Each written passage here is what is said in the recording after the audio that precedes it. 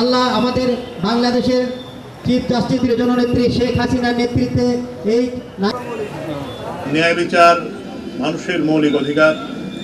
প্রত্যেকটি মানুষ, প্রত্যেকটি নাগরিক রাষ্ট্রের যাতে ন্যায় বিচার পায়, আমাদের সংবিধান সেটিকে গ্যারান্টি করেছে। ন্যায় বিচার প্রাপ্তির যে কাজটি প্রথম করেন যারা, তারা বিচারকগণ। এখানকার বিচারকগণ যখন বিচার করবেন, তখন যদি বিচার প্রার্থী মানুষকে ডেকে না পাওয়া যায়, অর্থাৎ তাকে যদি এদিক সেদিক ঘোরাঘুরি করতে হয়, তাইলে এই বিচারটি, এই মামলাটি নিষ্পত্তি করতে অনেক সময় বিলম্ব হয়। সেই জন্যই তারা যাতে একটু আরামে, একটু ভালোভাবে এখানে অবস্থান করতে পারেন, সেই জন্য আজকের এই ন্যায় বিচার প্রতিষ্ঠা।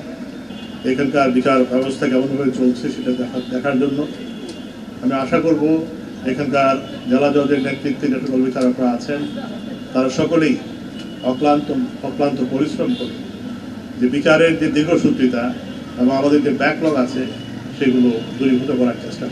নগদে 500 টাকা বা তার বেশি পেমেন্টে পেতে পারেন ঢাকায় জমিসহ 20 কোটি টাকার পুরস্কার।